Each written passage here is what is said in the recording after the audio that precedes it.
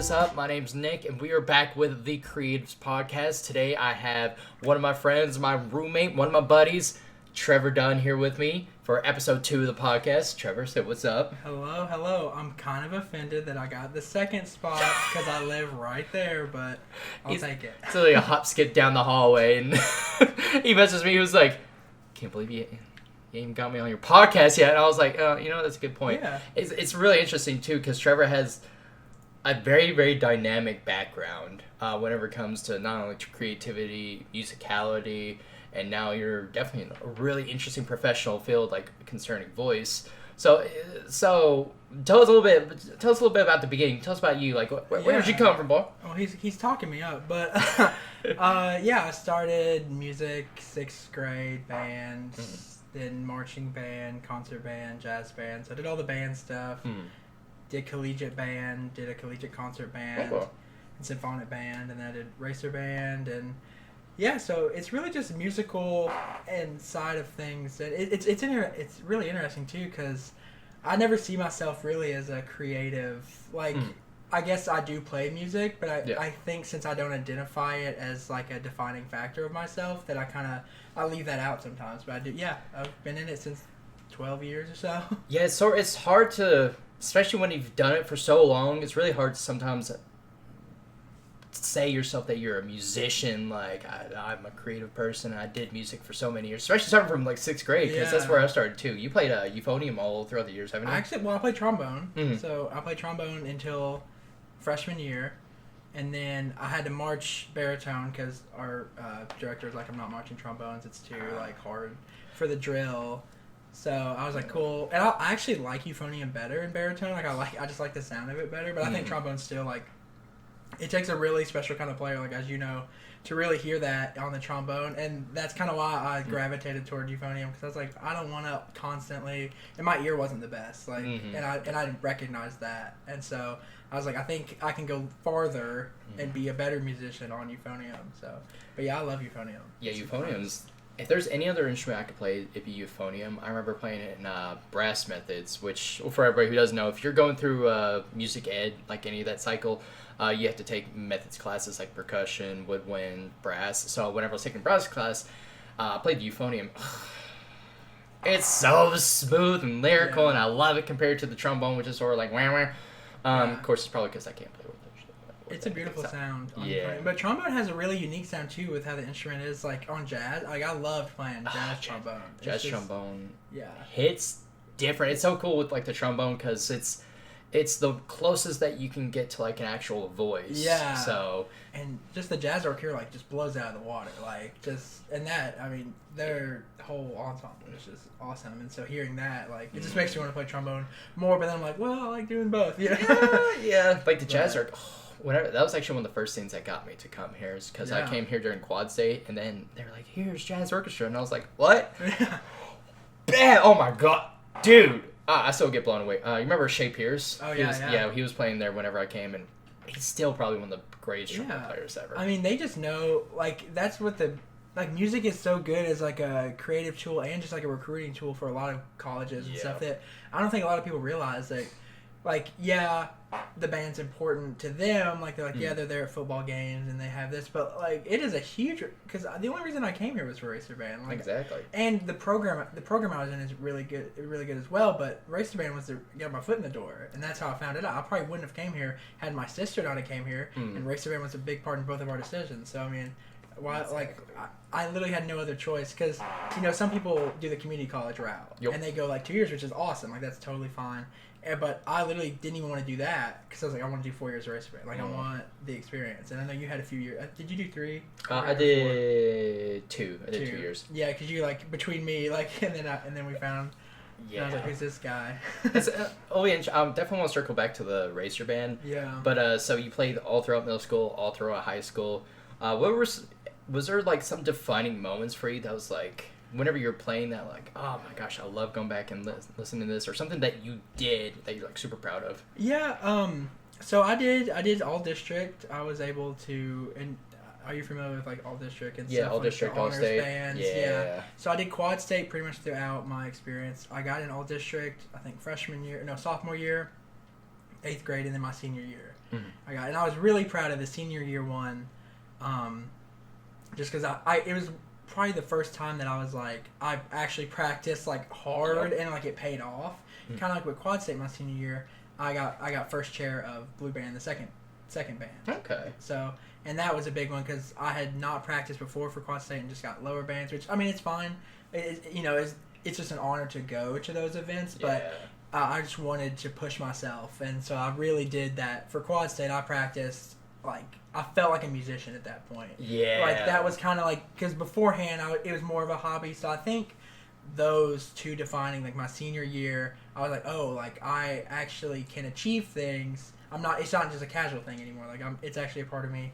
And so, and then Racer Band that was like my life for 4 years. Yeah, it did. I remember seeing you like working your way up, and I was like, okay, Trevor Dunn. Trevor's here. Okay. You got to Vice President was your last role, wasn't it? Yeah. And that more, it was, I kind of used creativity in another way, because I feel like creativity is on this huge spectrum that a lot of people don't even think about. Like when like you think of a creative person, you're like, oh, probably a really good artist or musician. Like they can, but then especially now in the digital landscape, like content creators, like it's creativity in its own right. Like what you're doing is creative, like making content, and so I use like creativity instead of like music wise, like in ideas of like logistic wise, like create. And I feel like creativity can't be put in that box of like, oh, well, if you're not a musician or you're not an artist, like you're not creative. Yeah. But you can be creative in literally any job ever or any aspect, any hobby. Like, I mean, it's really interesting, the creativity. But yeah, Racer Band was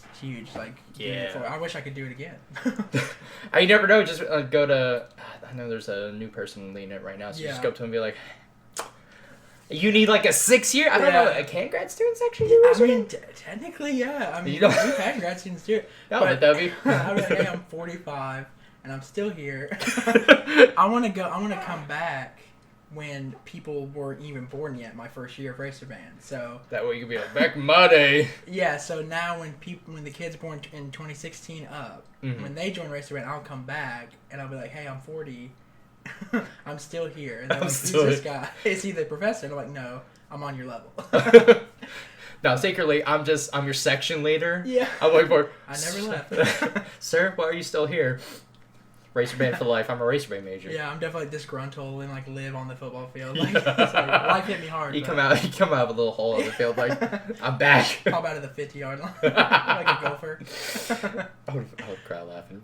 But yeah, just like you said though, it's and that's a cool little like segue into it, because like a lot of people who are in the creative field, like especially musicians, a lot of research is done that those people usually thrive in different fields, and that they're able to take a situation, break it apart, and go at it saying, what are the options that I have? What's like, how can I come about this? And I think that's like the help of creativity, like especially for musicianship, like, running through so many different, like sort of the lyricisms of music. You'll run through a piece one time with a director who says, I want to play this, this, and this way. You'll run through another director who says, oh, I like that way, but I want to do it my way, which is this and this, and sort of like starts opening doors like, oh, you can do things multiple ways. There's no right answer as long as there's right answers, but like as long as you mainly get to your end point the way that needs to be done correctly, like there's so many open doors.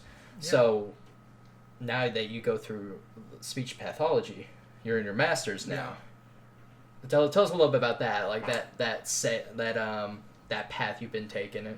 Yeah, I mean, face value, speech pathology, some people just think, oh, like they're the ones that come in schools and help kids that may have trouble with certain sounds or something, and that is part of the job, but there's a lot that goes on, and the more I'm in the major now, the more that music has actually helped me more than I ever thought it would for that specific situation, because we do a lot with the voice, and so we learn about like pitches and stuff. And actually she was a voice major for a year, and literally like she was learning stuff. She's a couple years behind me, so she was learning stuff that I learned in my undergrad, like two completely different fields, but we were learning about the same anatomy, because that like the diaphragm and the breast support, like we teach that, and musicians need that. Like I think, and I could be completely making this up, but I think Shawn Mendes had a speech therapist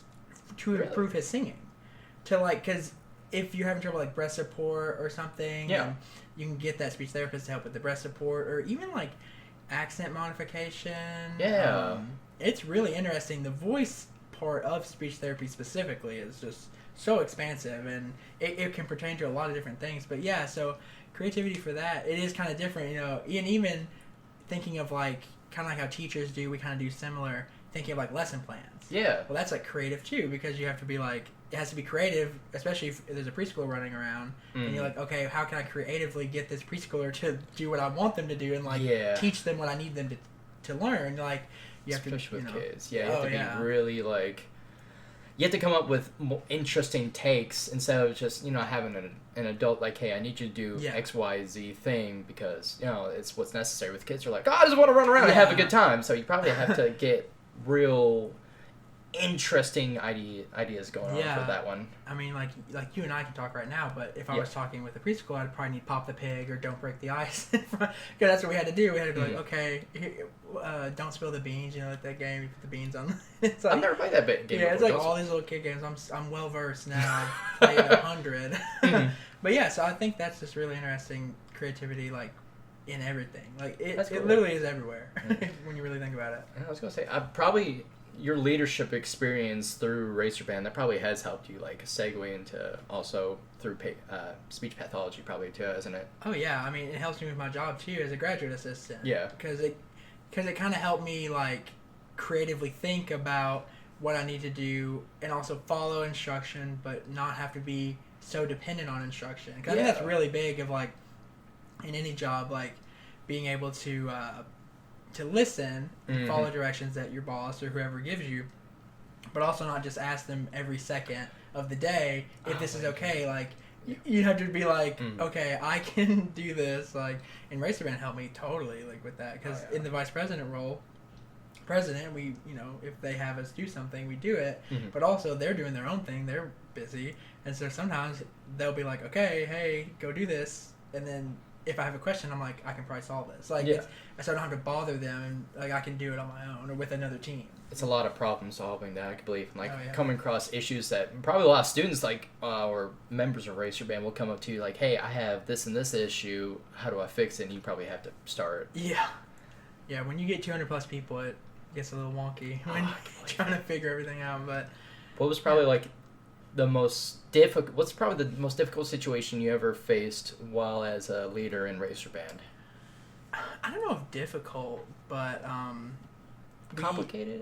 Something like that. So it was my vice president year, the picnic that we have at the end of the band camp. Yeah, I remember that. And the band director, he was like, it's a whole thing. We have a picnic, so we're not only are we responsible for the 200 plus members, they're bringing family, which is like multiplies that. It's like 500 plus people we're serving. Oh, there's so many people. Yeah, and that's kind of like that was our big goal for the band camp, like leading up for us as officers, like vice presidents. Like that was our objective. Like we gotta get to the picnic, we gotta make sure it goes off without a hitch. Yeah. And the day of, it was just hectic, and I remember when I smashed my thumb. I remember that, yeah. I smashed my thumb like the day before, and so I'm like working on like one hand, and we're like... because you had to all bandage up and everything, did you? Yeah, and we're having to ice down drinks and like do all this stuff, and like our timing got off, and so people were about ready to eat, and the drinks weren't iced, so like we're just running, and like it was just stressful, and like we're running on no sleep, because it's like the last day of band camp, so like we're busy, and... But yeah, that was like it wasn't crazy hard like challenge, but at the time it was frantic, and there's like, I know my boss all the time says, no, you gotta put out small fires. Like it was definitely a small fire that could have been a big fire, like yesterday that you did. And yes. Oh, that's a whole other story in itself. For everybody who doesn't know that one, I accidentally almost burned down the apartment. We won't talk about that this episode. We'll do another episode. There you go. So, fire safety episode. Dirty bush. But for everybody who's here, if you're not versed in Racer Band, so basically what it is that every single year, people who are in the music major or outside the music major will come in. They'll come in with their instruments, and they'll get parts assigned to them. Usually, sort of depends on like their skill level, like first, second, third, blah blah blah, all that stuff. So anybody who's a leader, they usually work their way up from the beginnings like at the bottom of racer band and into usually it's bark, and then it's to section leader, and then after that usually you start hitting the vice president spot or certain other mid-tier roles. Yeah, like officer roles, like the uniform team had bark. That was all that. But yeah, a lot of people like to. Yeah, bark is definitely like a good entry level for the sophomore. It's like a sophomore, and then some people like it. Like some people are really great at it, and that's like, it's like you got to know your role. Like some people like they go to section leader and like I don't want to do VP. Like I don't want to do that. Like that's a lot. Like it's like I just want to do this. Or like a bark, they're like, hey, I actually really like the connection with the freshmen. Like I'm good at that. I don't really want a lot on my plate with like a VP thing because a lot of people are like double majors or like the music major, is crazy. Like they're always busy. Like, and it's college, everyone's busy. So, but I mean, racer band is a huge for. Oh, so much. Yeah, I mean, it's huge for building that. Just building those skills that otherwise you wouldn't get. Because I work with freshmen at my job now. Okay. And I always tell them, I'm like, hey, like getting an extracurricular. It doesn't have to be racer band. It doesn't have to be anything like that. It doesn't have to be a sport, but just a club even. Just like something that gets you out and like not just in your dorm. Yeah, like meet new people. That's probably the hardest part about like really transitioning into college. I was a little bit lucky because I already had like more than a handful of friends that came in here. And as soon as I came in here, people were like, "Yeah, you're Nick, aren't you?" I'm like, "Who are you? Yeah. Why do you know me?" But I was a little bit lucky on that. But whenever I went to Bellarmine originally, I basically like had one person I talked to, and that was pretty much about it. I didn't do any extracurriculars just because I was super busy. Actually, worked this, that, and the other. And I sort of regret doing that.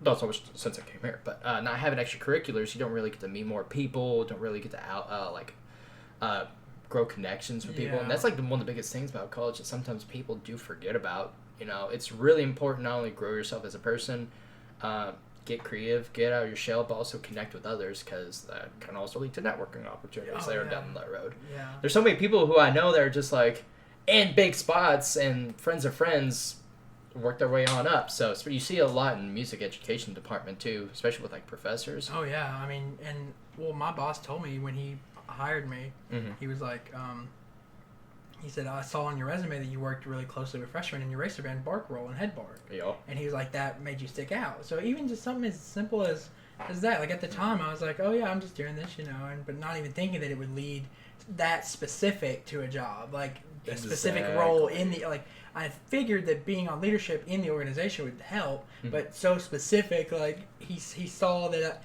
I was working with freshmen, he needed someone to work with freshmen, and he was like, well, it works out perfectly right there. And it's like getting into like the creative field and then starting to get into leadership roles. I feel like, regular leadership roles, like maybe being a manager, that's one thing. Yeah. But whenever you get into like creative leadership roles, like racer band or like maybe being a leader in a certain musical field, that's where it really gets expansive after that. Yeah. So it's a very good growing opportunity. So yeah, I mean, I'm very thankful for the creativity aspect and like that leadership role, because I think every management, like you said, you can kind of get that role, but specific, you got to think creatively and you got to think, and it gets wild. But that's I always thought it was a really cool way how you worked into speech pathology. Going through your undergraduate and going through your master's, you're about to be graduating this year. I bet you're so excited. Terrified, but excited and terrified at the same time. You got your placement though for this next coming months though. I got my placements, and I'm gonna have to I have a big test coming up, so that's the the very, very end of the year, isn't it? In October. So, already? Yeah. Oh! Like when class, and we had class in the summer, so my class isn't until like into June. Oh, okay. And I get like, I'm like, July. Was that like week long, two weeks that you had, like you were there every single day? Yeah, I had a 2 week long every day 4-hour class. That's oh. Yeah, I mean, when you think about it, you're like, man, that is tough. But the professor was like awesome. Like she would let us out early. Oh, that's a blessing. She's like, here's the content I needed to get done today. I'm not gonna start new content because like your brain's fried. Like 3 hours in, and she gave us breaks every hour. So it definitely was nice. Like it could have been a lot worse. But I feel like that sometimes professors don't really take that into account because after a while, like even after a while for me for teaching, I would just be like, yeah, jelly.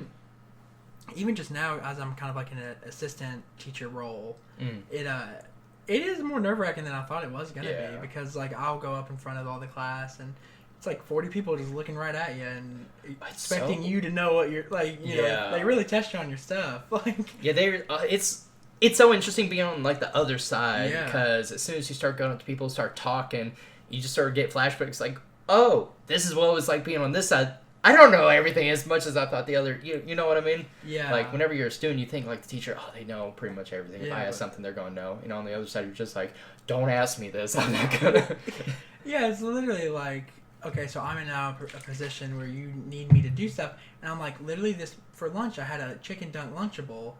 I literally just had that, and Will sometimes had a Lunchable and walked in. I'm like, so now I need your attention. Like, I'm the one that you're looking at. Like, this guy, it gets a little surreal. Yeah, it's crazy to think about, especially time moves by so fast once we get to like this age. I think I've come to notice it's really wonky. Well, I'm not 40 yet, so. Just wait till the hairline starts disappearing. Oh my gosh, goodness gravy. But yeah, I mean, that's really cool too. Like seeing like the growth that you've had from all this time. Like I remember seeing. I think we ran into each other like once during Bark. Yeah. We were Barks together in 17. Remember you told me the first time you saw me, you were like, "Who's this guy?" Yeah. You just appeared, and I was like, "This guy's new, right?" But you came. Who's this 80-year-old up in the Bark position? Can't even get his walker in the door. So I know it's a very common joke to make fun of me because I had to take some time off of school a couple of times. So I'm very much age-wise I'm ahead, content-wise and like major-wise I'm pretty much right around the same. It's just funny because older, he's literally like 3 years older than me, like if that. It's like not even that big of a gap. Back in the day it would be wonky, like. Yeah. Yeah, I remember going classes, I think it was like freshman classes, and I was like 21, 22, and everybody was just like looking at me all weird. Surreal. Yeah, they're like, who's this guy up in here? And I'm just like, don't ask. Grandpa doesn't know. That even hit me like, you know, your senior year, if you have like a gen ed you still haven't taken, or like, yes. You go in like, and like freshmen are there, like, hey, I graduated in 2020, and you're like, you're like, high school? Like, golly. You graduated from your bachelor's in 2020? Yeah. No, I graduated high school. What are you doing here? You're like 12. Yeah, I mean, anybody that has come to college after I did, I'm immediately discredit. Definitely not here. You're like, what that's not real. I will say I've ran into some kids, like 17, 18, or 18, 19, should I say. Wow. Like 18, 19, sometimes 20, and they're like very well versed. The kid, like, education nowadays has just been like ramping up and up. Like I'll get kids who are like throwing out some real like complicated meanings, or like their skill sets in like in music and whatnot are very, very, very good. And I'm just like, the gap is just so crazy to notice. Like, people are really stepping up their game, and I think it's like general. I was gonna say evolution, but I know it's like when I used to talk to my mom or something along those lines. Like, I'd say, "Hey, there's this problem I'm working on. What do you think you can help this out?" And she'd always look at it and be like, "What the hell are y'all studying this right now?" Like, I'm y'all. I didn't study this till I was in high school. And I was like, I don't know.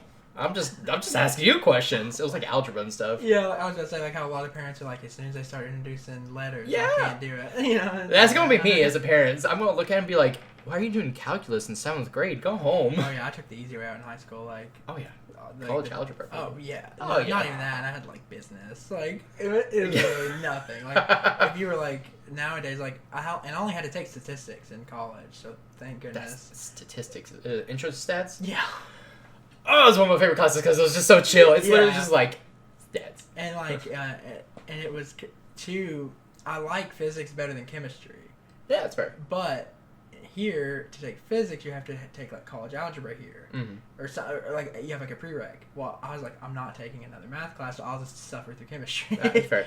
But that's a whole other side of creativity, really. Like, like you don't even think about like the scientists. Like, oh yeah, scientists have to get science is such a beautiful combination of like getting creative in their field and using science to like bring it all together, especially for like unknown elements or like tests that haven't been run before. So yeah, like, and I guess it's easy too because like if it's something concrete like a math problem, yeah, like it's not really like creative because like there's only one answer like to a math problem, but it's still creative like how you have to find it and like how you plug in that to other stuff to like make a computer run. Like, exactly. It's like, what is going on? Like it's sort of like crazy. There's a lake. You're on one side. You gotta get to the other side. There's like two. You can go around one way, around the other way. You can make a boat go across. Well, the billionaires will just do a rocket. Yeah, and then thank everybody else for paying for it. Space. Jeffrey Bezos. You know, actually, I saw a TikTok last night. A dude playing euphonium, and it made me like want and like I literally was like, I want to buy euphonium, but like it's so expensive. Crazy how that comes about. Like being a musician and then going back and looking at clips of yourself playing or watching other people play, it literally drives that spark. It's the craziest thing. Because like he had the sheet. It was like, you know that TikTok trend, it's like I could be brown, I could be blue, and then they layer it like like they harmonize with themselves, like layer it. I've seen that one before. It's really... Well, I'll show you after this. Yeah. But he like did that on euphonium, and he like had the sheet music, and I was like, I can play those notes. Like, I've played those before. I'm gonna do that. It's like not a hard rhythm, but but the way but it was crazy. Like he layered his harmonies and but yeah, it was. And literally, I was like in bed last night, and I was like, I gotta do this like now, and I was gonna drop let me drop $2,000 on euphonium. Let me just put this on my credit card. Yeah, we're solid. When I get kicked out, I can live in the euphonium case. Like it's gonna be raining. You're gonna be sitting over there with a euphonium case over your head. Yeah, I can play on the street for money, but I'm a little rusty, so maybe pennies. Just play Hot Cross Buns the whole time. Yeah, because I have a trombone. Like I have it, just not here. It's a little pea shooter. It's not even a trigger. Oh, don't be. Pea shooters be hitting though. Yeah, I mean, there's like a 6th grade beginning band, trombone. But still have it. That's like there's something about a beginning pea shooter. It just hits different. Racer band pea shooters hit different because they literally hit different and they have to be told to be quiet. Yes, they hit too different. Trombones, bring it down. The 100 times that I'm sure you heard that. Oh my god! Years in racer band. Woo, every single time we would just blare something, he was like, please stop it, stop. But it was always fun for me because I was standing right there with y'all, so I was like, yeah, keep going, please. hit louder. Yeah, oh my gosh, that was like I miss racer band sometimes. Yeah, doing like the crazy like especially the dance moves. Crisscross block. Credit for crisscross block is literally like, I don't have the video, so I'm gonna have to or for everybody who's listening audio wise, I'm gonna try to explain it as best as I can. Just think of 2 squares made of people, and then they eventually cross in and out of each other and go back to like a perfect rectangle, and everybody's like doesn't hit each other. I have yet to hear one collision. I think. Have you ever heard anything collide? I came close personally. We set it up wrong, like going because like when the crisscross when it hits, then you have to mesh, and so it hit wrong, and so we're like crossing and like there's like someone I think they played flute like right behind me and they were like, oh my god, well someone fell during it. I think that was Eric, wasn't it? Yeah he got it on his GoPro, and I remember watching that whenever he posted it. It was the funniest thing in the world because he went he's like, no, your dot, because he nailed it, like he fell but then knew where his dot was, so he went right to it and nailed the horn out. Like it was crazy. I was gonna say that save, top tier save, like honestly. And I'm also I'm getting distracted too by the sound waves because I just watched a video about Demi Lovato. Speaking of very creative, really, Demi Lovato, she's in the sound booth, and she's doing like a big vibrato, and her sound, and she's like, oh, is that good? Like I just want my vibratos to be consistent. Like the sound engineer like goes and shows her the waves it looked like a caterpillar, like identical. Oh, so she had literally perfect. Like nailed it. Yeah, just so consistent. It's like, that is crazy. Like whenever musicians, especially singers, get to like that level of like consistently knowledge, like knowing how to like put inflection on their voice, it's crazy. Yeah. Like, and we also watched Ariana Grande. Also crazy talented. Insane. And she was in the sound booth. Mm-hmm. And I can't even remember what song it was, but she can just hear it. Like, she literally would be like, let me try this harmony, and just like be able to like low harmony, high harmony, like do like a just like mesh her music together. That's just in a way that just and like in the sound booth, like, and I guess you don't really, I don't really think about recording artists, like how much it takes. Like, it's not just them singing at one time, and sometimes it is like the sound engineer like layering it themselves, like. But she literally was doing the layers herself. Like, she was like, here's the layer, here it is, like, just kept feeding them layers. And, like, I don't know, have you ever heard of, like, Jacob Collier? The name sounds so familiar. We'll have to look up videos of him, too, and I'll show you. His music is crazy. Like, he hears stuff that, like, it feels like a human can't hear it. Yeah. Like, he's just like, what if, like, I do this, this, and this? And then just, like... pushes all together. Like, that's just... And you're like, cool, okay. How did you come up with this? What? It blows me away. There's so many good artists. The one girl, the woman who graduated from here a couple years ago, she lives in Nashville now. She's a singer. She was really good friends with Georgia Ann and a couple others. Dang it, I know. Melanie Davis. Davis. Melanie Davis. Right? I think it's something like that. If, for everybody who doesn't know her, she's a really, really, really good singer. I think she just primarily does country, maybe a little bit of pop. It's been a little bit since I listened to her. Yeah, the name's familiar. Like but I don't know. She's really, really, really, really good. She's up there because I think she did some jazz org vocal. Yeah, she was one of the jazz org vocals. And that's just like butter. You get to the level of jazz org, especially like TH, like he knows his singers. I mean, they're like an elite group of musicians. Insane. Like, they're just good. Insane. Gosh, I just love. Yeah, we'll have to go to a concert. We will most definitely. Especially maybe restrictions. Maybe we'll find out about that one down the road. But yeah, that's. And what about like people with like perfect pitch and stuff? Blows my mind too. I know so many people that. I think it's like a blessing and a curse though. Like a lot of people say, because they're like literally like, I can't. You can't not hear it. Yeah. Yes. I know. I talked to Lauren Blume about it. Yeah. And she'll talk things like, it's great. We'll be sitting at like whenever on our summer job, like Holiday World. Yeah. They'll just be sitting there like, this is a C, this is a D flat. Like I hate this. That's what I'm saying. Yeah, but I think shout out Holiday World, Pat Cook. Isn't she the old woman that runs it, Pat Cook? Is that who it is? I have no idea. I see commercials. Oh, okay. I actually want to go to Holiday World. Maybe get her on the podcast. Yeah, I'm going to be like, hey, yo, Patty. Hey, Patty. Hey, yo, you trying to be on the mobile podcast? We'll go to you on the Thunderbird. And the podcast on the Thunderbird. How do you like it here? You're just be wind. Yeah, it was like whatever I can't make a roller coaster noise, but whatever that is. Yeah, shout out Patty. Never met you before. Could be wrong. That name could be completely wrong. But we'll fix it in post.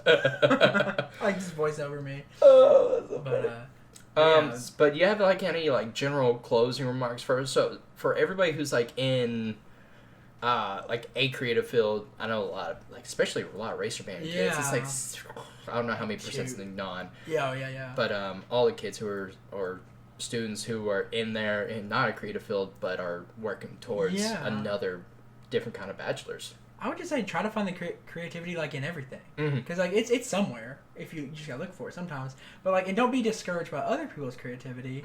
Like, if you see someone doing well, like applaud them and be happy for them, but don't compare yourself. Just because everybody's creativity is different. Like just because someone is getting like all the solos, like an elite musician, like, or just not even music, just anything. Like, you can be creative and not be the most creative, and that doesn't even.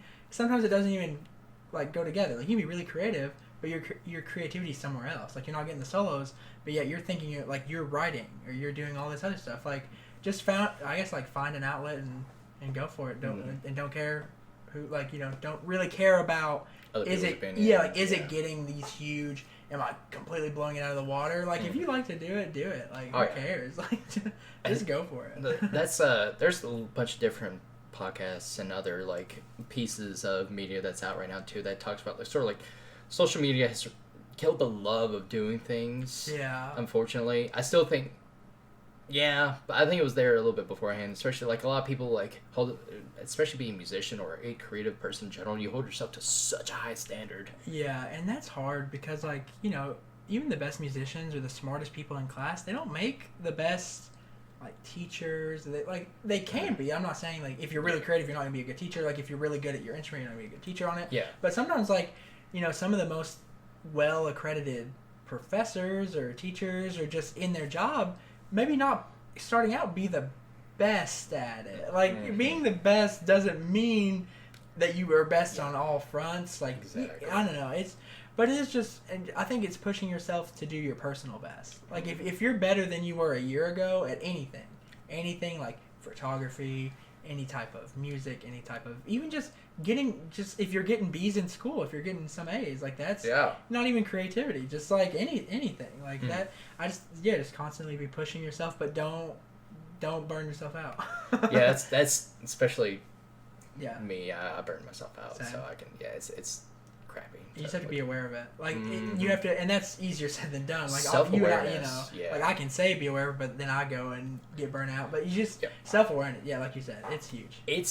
That's a very difficult skill that people don't really look into until probably a few years down the road. I didn't even start really self-reflecting probably until about 22, 23, and I'm just like, you start piecing everything together and you start getting so many different outlooks, and it's like super interesting to do that. It's and don't be on the crunch either about age or anything. Oh my gosh, like everybody does college differently, everybody does everything differently. Like there's like Martha Stewart didn't get her first until she was 40. I don't even know who it was, but somebody was like Oprah or like Morgan Freeman like didn't start acting until he was like in his 40s or something. Really? Could be totally wrong, but someone that's huge, like a huge person was like.